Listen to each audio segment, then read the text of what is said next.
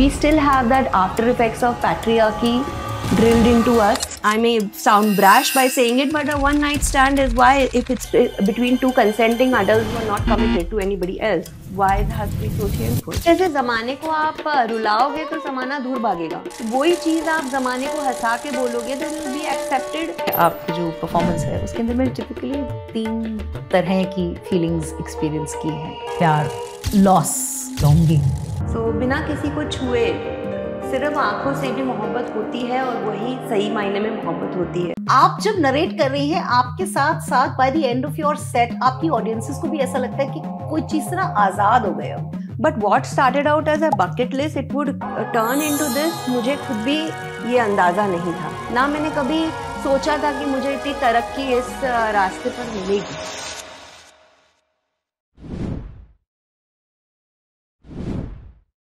वो कहते हैं कि इतना काम ना किया करो. हमने कहा फिर इन बेशुमार ख्वाहिशों का बोझ कौन उठाएगा. I do write stuff like this from time to time, but it is not often for the world outside. It perhaps a lot of times is just me writing for myself, because maybe there are times I get melancholic. There are times when I do feel the sadness. There are times when I do feel कुछ तो अपने लिए भी करूं.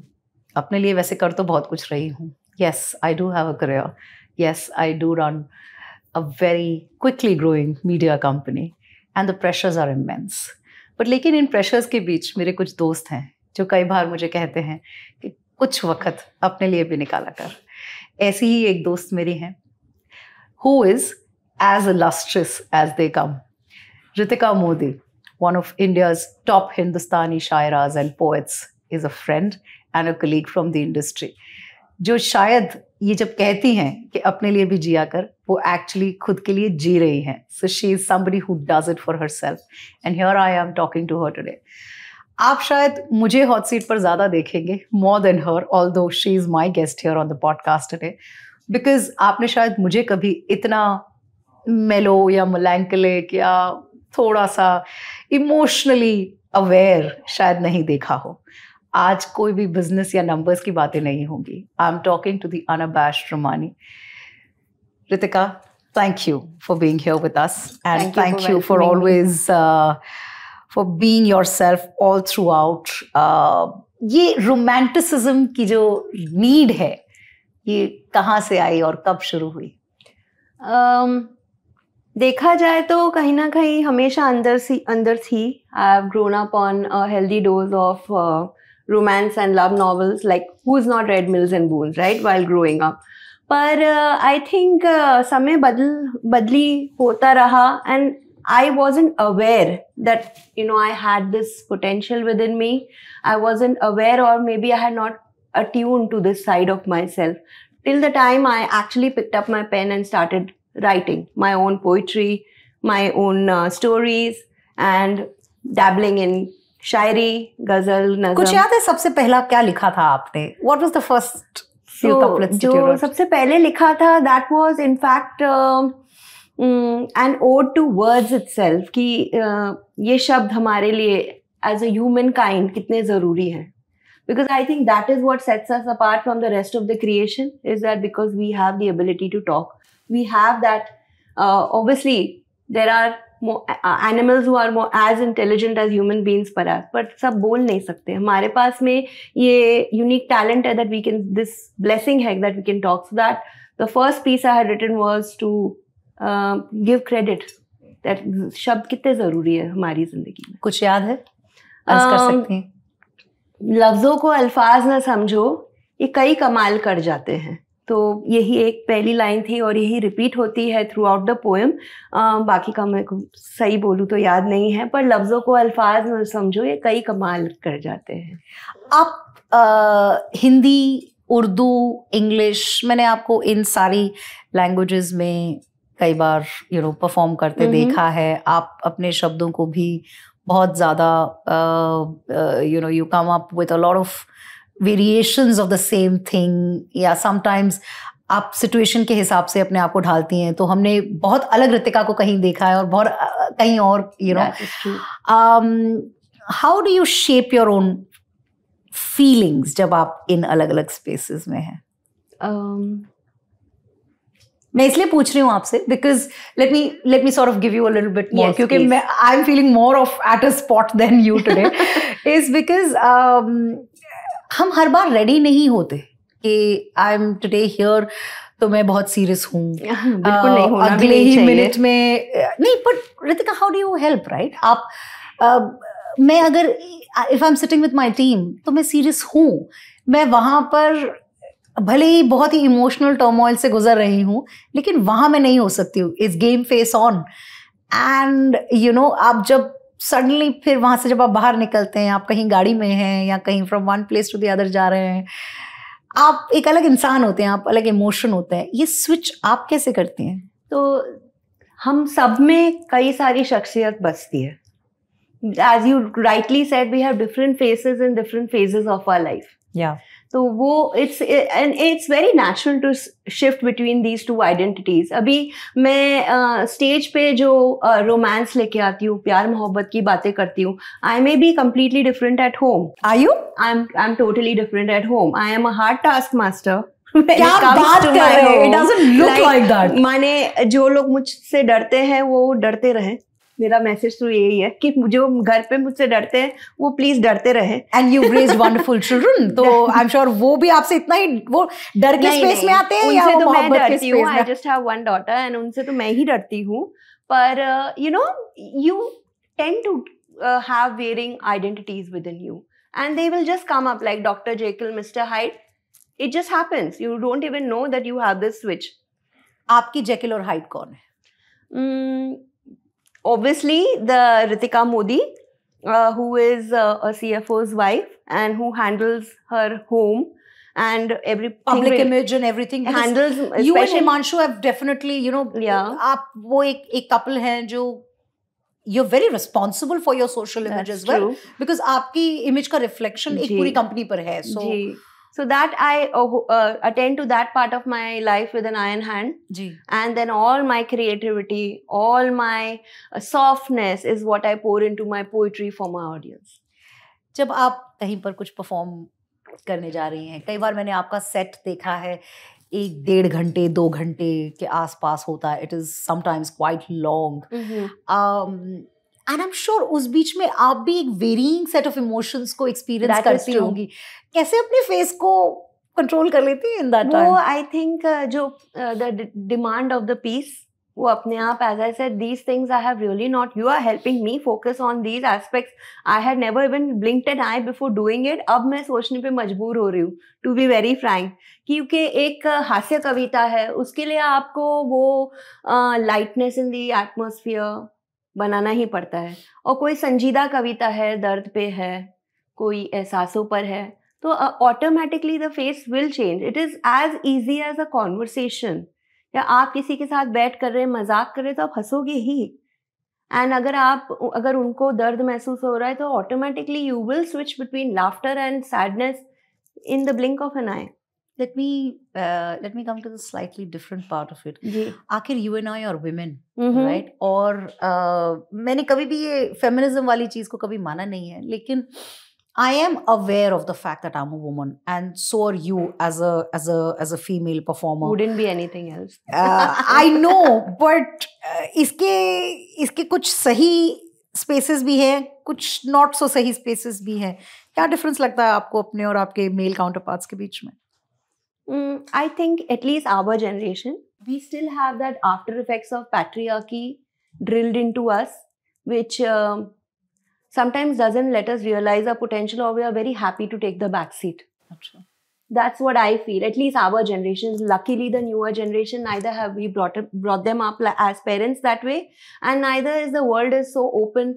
There's nothing as a gender division anymore. Hopefully, in the years to come, it will vanish completely.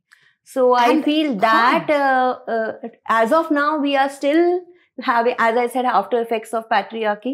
थोड़ा हम अपनी खुद की आइडेंटिटी बना रहे हैं, और थोड़ा we are happy to be, taking a back seat because that's what was taught to us. मुझे याद है, मैं एक बार आप जब परफॉर्म कर रही थी दिल्ली में और मैं ऑडियंस में बैठी थी, और आई थिंक रूम में 70-75% जो ऑडियंस थी वो जेन जी सो कॉल्ड ही थी, बिलो 30 ईयर ओल्ड्स थे. आप कभी अपनी कॉन्वर्जेशन को, अपनी पोएट्री को मनूवर करती हैं जब इनके आगे परफॉर्म कर रही हैं, या जब let's say you are performing in front of a mature audience? I don't.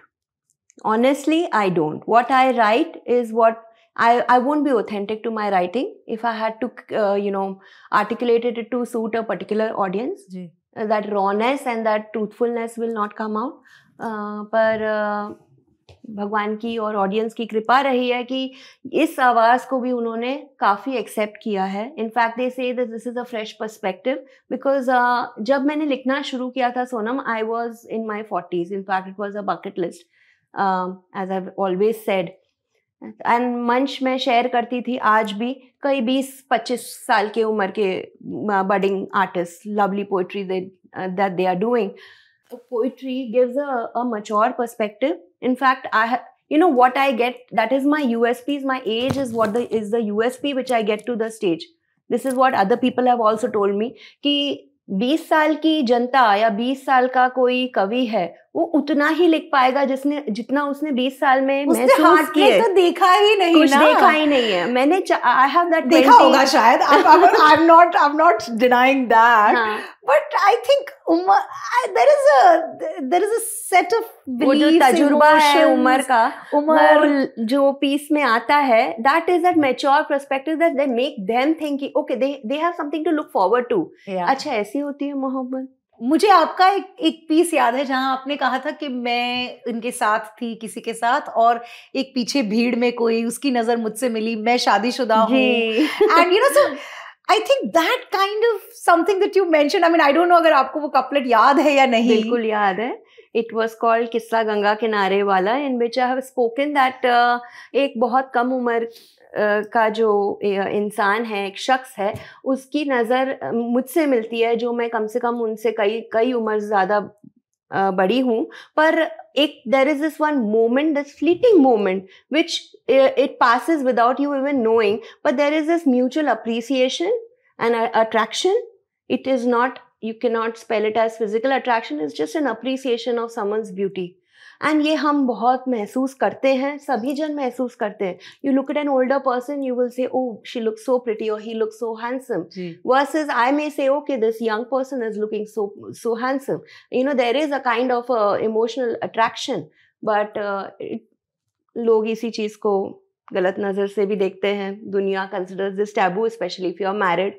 So I feel these taboo topics also need to be addressed कि जब महसूस हम कर रहे हैं तो हमें बोलने की इजाजत क्यों नहीं. मेरा अगला सवाल एक्चुअली यही होने वाला था आपसे कि again you are a performer who's seen some shades of life, right?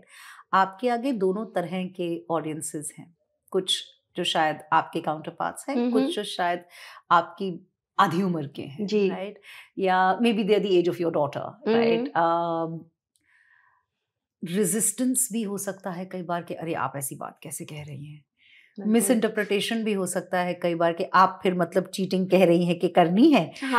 कई बार मैंने देखा जब आप परफॉर्म कर रही थी ना, तो वो सारे हिमांशु की तरफ देख रहे थे, बोले ये सारा आपकी तरफ है या ये कहीं और ही जा रहा है. That's why he says, अब मैं तेरे परफॉर्मेंसेस पे नहीं आऊंगा, या फिर ऐसी जगह बैठूंगा जहां मैं विजिबल ही ना हूं.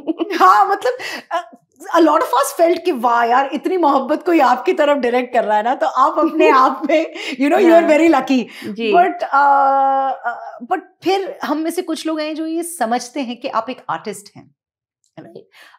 जरूरी नहीं है कि ये सारा कुछ is something. जैसे आपने कहा आप एक टास्क मास्टर हैं, आप एक पोएट भी हैं, तो आप एक इंसान हैं जो कई बार जो स्टेज पर है, that is not necessarily all you all the time. That's a stage persona versus a personal life persona, right? You can have different personas. किसी ने आपसे कभी कोई ऐसी बात कही है कि इतनी मोहब्बत दिल में लिए बैठे हो तो ये सारा इन्हीं की तरफ है या accumulation है of all of the attractions you've had in life? It's a very interesting question. So मैं इसके लिए कहना चाहूँगी कि as a writer, whether it's a speaker, a poet, a spoken word artist, a comedian, ये सारे जो stage facing roles जो हैं, you are not only a writer, you are an observer. आधी से ज्यादा बातें हम मन भड़क लिखते हैं. हर चीज हम खुद महसूस तो नहीं कर सकते ना एक जिंदगी में, right? Because of the way I wish कर सकते क्योंकि जब आप कह रही थी, आप बात कर रही थी, मैं रो रही थी और मुझे दिख रहा है मेरे आजू बाजू 3 बच्चे हैं जो 20-21 साल के, ये भी रो रहे हैं. मैंने बोला तुमने तो हार्ट ब्रेक एक्सपीरियंस नहीं किया हमसे पूछो, हम दिल तोड़ा कर बैठे हैं कितनी बार. So यही मैं कहना चाह रही हूँ कि when you like a novelist, right? You are not the people who write about murder. Are they actually committing that murder to write that book? Have they committed a crime to be able to write such books? No, right? Or if it's a detective novel, you are actually not uncovered something like a detective, correct? जी. तो वैसे ही हर तरह की मोहब्बत है या हर तरह का character जो हम लेके आते हैं, जरूरी नहीं कि वो सब हमने एक्सपीरियंस करके बैठे, but yes, observation skills is what आजू बाजू के लोगों से, जमाने से, दूसरे लोगों के experiences से we inculcate that into our writing, that we observe and then we put it. So that's why probably I can write on something that I can relate, a 20-year-old will also relate to versus even a 40-45-year-old will also relate to. एक चीज और मैंने देखी है आपकी performance में, आपकी लिखावट में, एक हल्का सा सेंस ऑफ ना एक रिबेलियन सा है कि जैसे ऐसा लग रहा है कि कुछ आप अनशैकल सा करना चाह रही हैं. And please take this as a compliment. आप जब नरेट कर रही हैं, आपके साथ साथ by the end of your set आपकी ऑडियंसेस को भी ऐसा लगता है कि कोई चीज से ना आजाद हो गए, हम कोई चीज से छूट गए. I know somebody in my life had once said कि इसको कैथारसिस कहते हैं शायद. आप जब रिलीज कर रहे हैं अपने इमोशंस जो आपको भी शायद नहीं पता आप एक्सपीरियंस कर रहे हैं, आप कॉन्शियसली ये करती हैं to place that contrarian thought in people's minds जब आप परफॉर्म कर रही हैं? कॉन्शियसली तो शायद नहीं कर रही हूँ, but I would say that is a belief in the piece that I have chosen to write about. Especially if I call myself unabashed Rumani, so that unabashedness has to come, that I am not afraid or ashamed to express anything through my poetry. This is my medium. आपको सुनना है, आपको accept करना है, ये तो completely आपके ऊपर है, पर मैं बोलूंगी जरूर. These are the taboo topics which I feel they need to be addressed. At least they bring we are not in the dark ages, right, Sonam? I mean, the generation is changing, the world is changing, and when will we stop, living in those shadows of embarrassment, of being ashamed of doing something? I remember this one piece, it is called बस एक रात. एक खत है जो एक लड़की ने लिखा है उस अनजान शख्स के लिए जो जिनके साथ उन्होंने जिंदगी में सिर्फ एक रात बिताई थी. So yes, it is about a one night stand. But I am telling you the audience reaction, especially the youngsters, they said, ma'am, we felt validated. कि ये क्यों accept नहीं होता? Why do we have to dust it under the carpet? Why does it have to be a shameful act that हो गया तो कभी उसी के बारे में बात मत करो? And this also came from a sense of motherhood. That when my daughter is coming of age and asking, and I want her to share all her experiences, good, bad, ugly, all of them with me, versus she feels the need कि मुझे कुछ mummy से छुपाना है. तो कुछ मत छुपा. If you know in your heart you've done the right thing, then I don't think even something like, I may sound brash by saying it, but a one night stand is why, if it's between two consenting adults who are not committed to anybody else, why it has to be so shameful? So ये rebellion बोल लीजिए या फिर awareness में जगाना चाहती हूँ, is what I want to bring to my pieces. I don't think this is a point of जहाँ आप कहीं एक bad parent कहलाएंगी या आप कहीं एक I think, and I'm fortunate to be around a generation. I'm not a parent.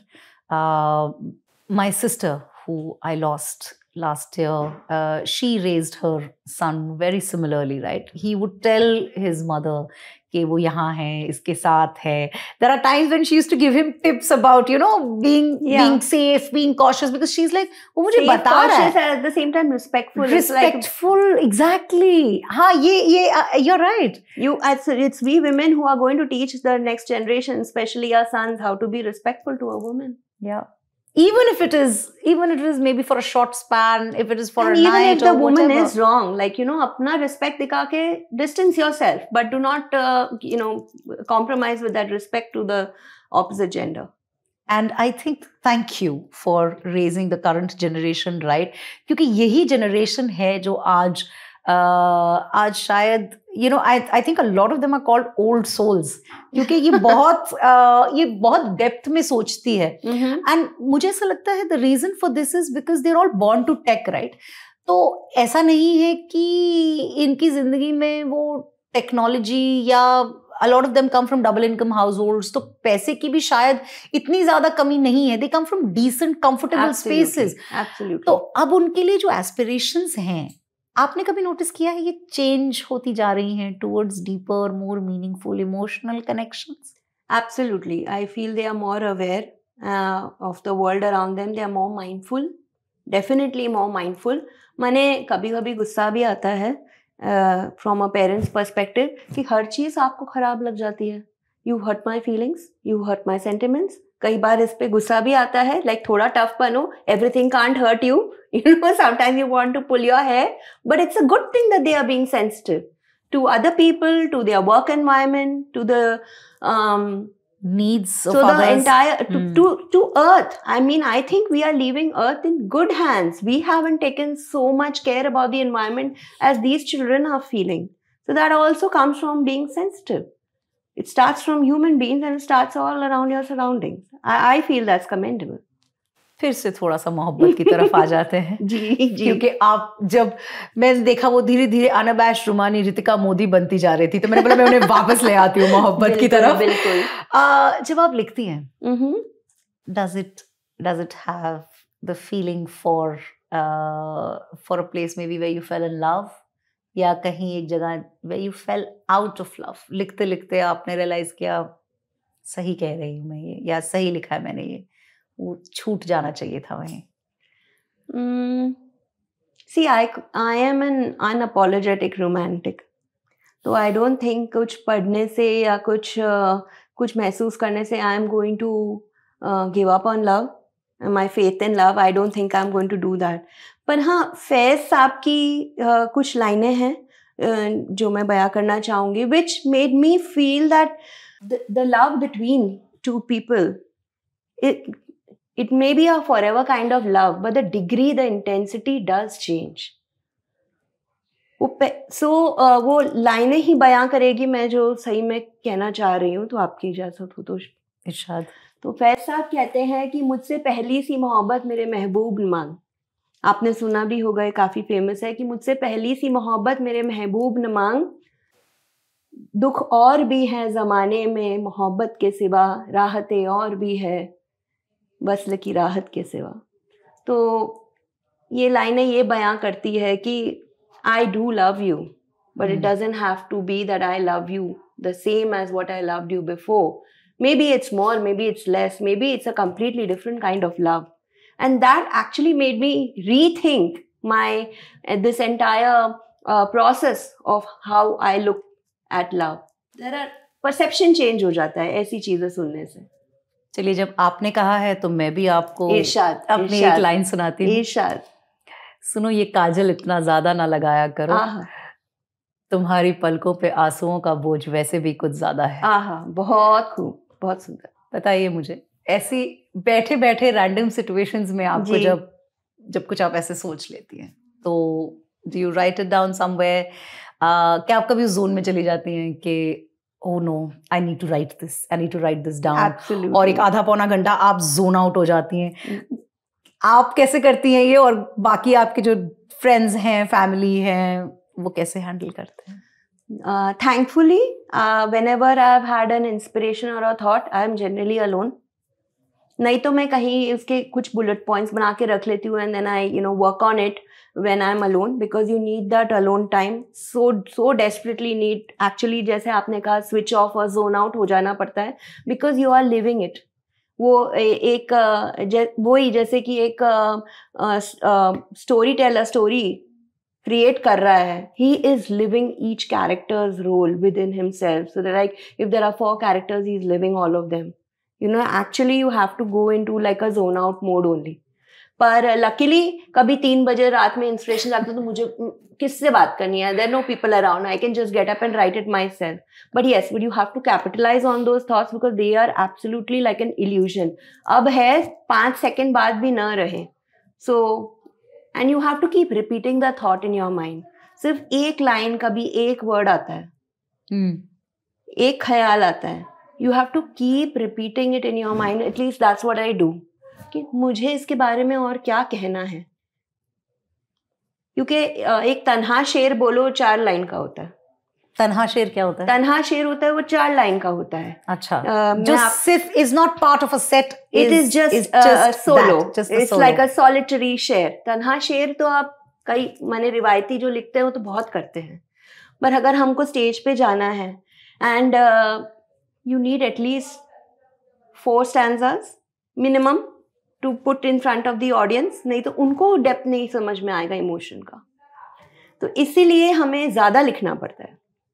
तन्हा शेर अगर आपने कहा है तो मैं आपको एक सुनाती हूँ कि वो मेरा खुद का है कि साथ लिखा नहीं हो साथ तो साथ छूट जाता है. साथ लिखा नहीं हो साथ तो साथ छूट जाता है. दिल के अंदर दिल का कतरा मगर एक छूट जाता है.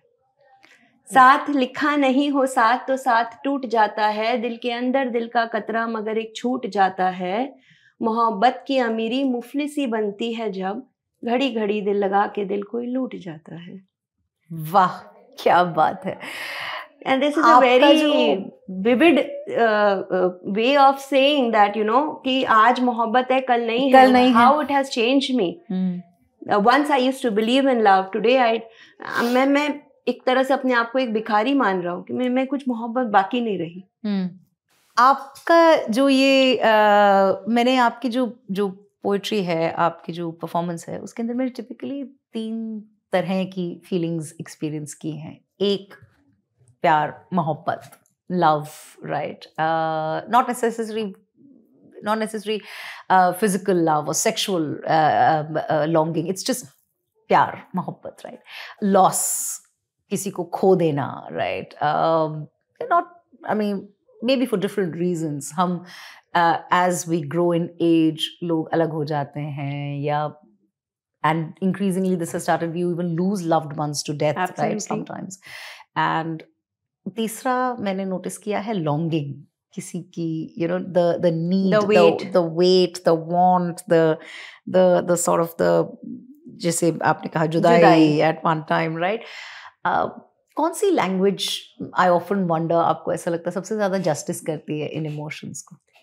तो आपका observance is quite bang on, Sonam. So first of all, I'll address love that yes, physical love is not love.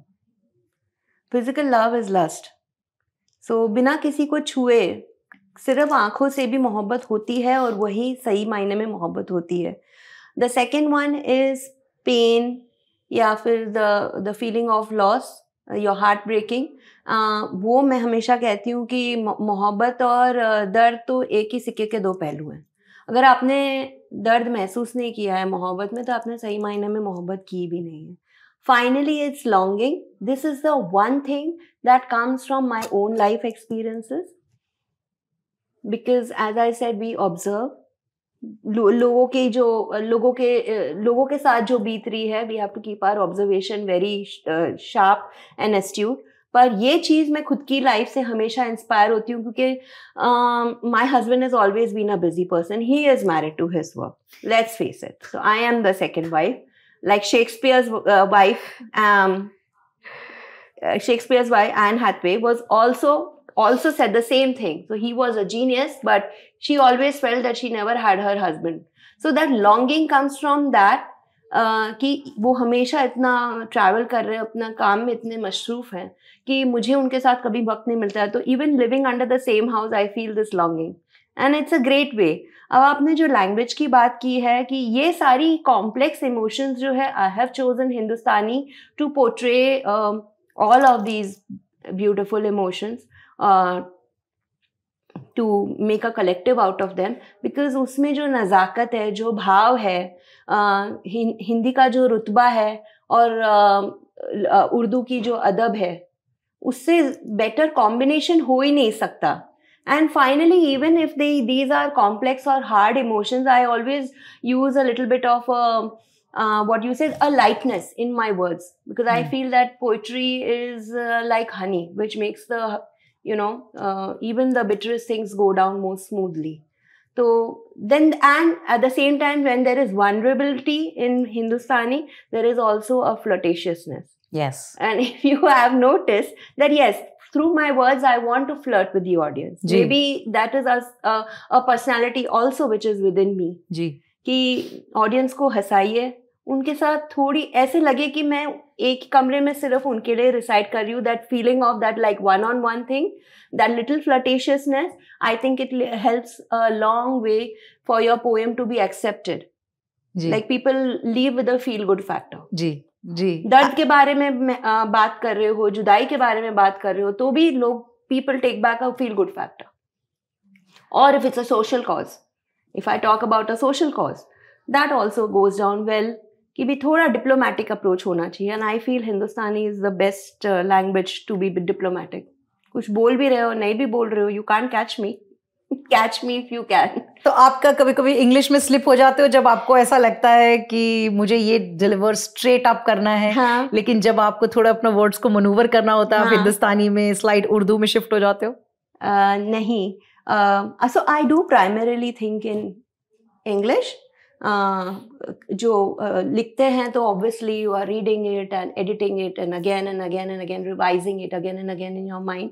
तो वो हिंदुस्तानी कभी छुट्टी नहीं है. पर हाँ, कभी कोई ऐसी कोई लाइन है जिसके लिए I want the audience to think in a particular direction. So that I feel English helps me more because I can converse more fluently or lay my thoughts more fluently to the audience by speaking. वो थोड़ा Hindi English mix करके, that is I think the need of the hour also, and that's what helps people understand my pieces. There's more connectivity कि जो कविता की जो नज़म है वो या ख्याल है, उसके लिए ऑथेंटिक भाषा यूज़ करिए, पर उसे एक्सप्लेन करने के लिए use Hindi English relatable words.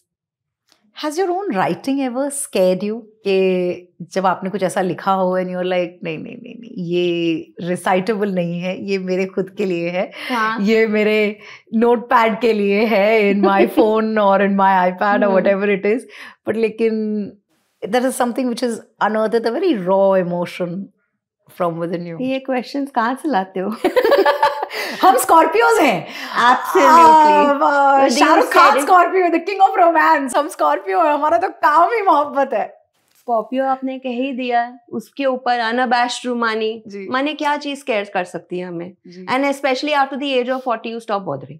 You are not scared of anything anymore. जैसे मैरी कॉम ने कहा था, I always remember these lines कि किसी को इतना भी मत डराओ कि डर ही खत्म हो जाए. जी. तो आफ्टर 40 आई थिंक वो सारी डर, वो सारी शर्म खो कि क्या खो क्या हो जाएगा, होके भी क्या होगा. True. So no, I don't feel scared by something I have written कि भाई ये मेरे को जमाने के सामने नहीं रखना है. What I write, yes, I must perform and it must go out. Because otherwise I won't write only about it. If I don't feel that I can present it, I won't even write about it. तो yes, मुझे किसी चीज़ से, मेरे खुद के लिखे हुए से कोई डर नहीं है. इनफैक्ट निडरता है कि मैं तो ये कहना चाहती हूँ, it's a free country, it's a free world. आपको एक्सेप्ट नहीं होता है तो कोई बात नहीं. I don't want to hurt your emotions as well, but you gauge the audience reaction. If you know that a piece has received much love, you will go and repeat it again. But at the same time, पहले आप रखोगे ही नहीं ज़माने के सामने, आपको कैसे पता चलेगा कि ये एक्सेप्ट हो रहा है या नहीं हो रहा है. तो कहना सब कुछ ज़रूरी है, but then for the commercial value of it, you may not present that piece again. Coming again from the commercial aspect of it, I know that you are doing a lot of shows across the country, entertaining audiences across the board. आप अपने आप का artist evolution कैसे देखती हैं कि यहाँ थी मैं जब पहला सेट परफॉर्म किया था, आज मैं यहाँ हूँ, ऑडियंस का साइज तो बढ़ता ही गया है. आप अपने आप में That's a blessing. कैसे आपने, I'm very thankful and for an that. artist I know that is genuinely a blessing. अपने आप में आपने क्या एवोल्यूशन देखा? So this entire journey started as a bucket list at 40. कि बस कुछ तो क्रिएटिव लिखना है, because I know I have that creative writing ability within me. But what started out as a bucket list, it would turn into this. मुझे खुद भी ये अंदाजा नहीं था, ना मैंने कभी सोचा था कि मुझे इतनी तरक्की इस रास्ते पर मिलेगी. थैंकफुली मिली है, एंड तहे दिल से आई एम शुक्रगुजार फॉर दैट. बट नहीं सोचा था कि आज इधर तक आऊंगी, और अब जो आ गई हूँ, so now I feel I want the world as my stage. अब वो तो दिल मांगे more, you know, then you are never satisfied. तो जब काबिलियत है, लोगों ने एक्सेप्ट किया है कि वो काबिलियत है, and I know that I have grown as an artist. I want poetry, my mission is more than my own success, poetry to be more relatable and more inclusive. People find it more inclusive in the years to come. This is my mission, actually, more for myself, for the art than for myself. I think you've answered my next question that I wanted to ask you, maybe towards the closure So maybe of this I am reading your thoughts. You are now. I think which is something that I was worried about from the very as I said, point observance. We have to have that skill, right? Always handy. या अब मैं आपसे ये पूछने वाली थी, यहाँ से कहाँ, और आपने already you're sort of given that response to it. I would love for you to recite a couplet for us. Okay, definitely. जैसे maybe it suits the pen name that I have given myself, Rumani, at the same time unabashed Rumani. And you being a media agency, you know that no news is bad, or what would you call, no publicity is bad publicity. Yeah. Right? तो उसी faith के साथ मैं लिखती हूँ, and उसी के लिए बयां करना चाहूँगी कि आज बदनाम हुए हैं इश्तिहारों में हम, खबर छपी आज रिसालों में. रिसाल इज न्यूज़ लेटर और मैगजीन. तो आज बदनाम हुए हैं इश्तिहारों में हम, खबर छपी आज रिसालों में. राहें रुसवाई की थी मगर गिनती तो हुई आज मिसालों में. वाह. राहें रुसवाई की थी मगर गिनती तो हुई आज मिसालों में. रंजिश नहीं किसी की सोच पर और मतलब खाक रखा बवालों में. रंजिश नहीं किसी की सोच पर और मतलब खाक रखा बवालों में. ये बदनामी सबूत इस बात का रुमानी. ये बदनामी सबूत इस बात का रुमानी. तू आए अब भी किसी के ख्यालों में. वाह. बहुत शुक्रिया. And I hope to keep on watching your sets. Thank you so much. Keep on sort of being a part of your audiences from time to time, because yes, it is moments of. आप आइए और 10 को साथ लाइए. You know, come in numbers. Again, आपको numbers की ज़रूरत है नहीं, because so the numbers is only so that more and more people become aware of the art. More and more people are coming, and I have seen you transform. Thank you. Across the years, across the months, and I think more power to you already. That already is there, because आप सिर्फ प्यार, मोहब्बत, इश्क, longing, love, loss, सिर्फ यही topics नहीं हैं. आप social causes पे भी बात करती हैं. आप you also come to a whatever point is where the need whatever of is the the need of the hour, you actually depict a lot with your words, जो कई बार शायद you know hardest words, जैसे आपने बाहर कहा ना, poetry वो शहद है जिससे आप सबसे bitter pill को भी swallow, pill also you can go down करवा लेते more हो smoothly. बहुत smooth, right? जैसे जमाने को आप रुलाओगे तो जमाना दूर भागेगा. वही चीज आप जमाने को हंसा के बोलोगे तो it will be accepted. You know, the people will take it back home with them, and that's what you want, right? For your words to create an impact, not that they will forget it there and go. So ये diplomatic approach थोड़ा रखना पड़ता है. On that note, I hope you've enjoyed watching a very different side of us, a very different side of me. And thanks to Ritika ji, who's actually brought that side out for us. I hope you actually go and watch her in person. Well worth the catharsis that you will experience, like I have done multiple times. Thank you for watching with her.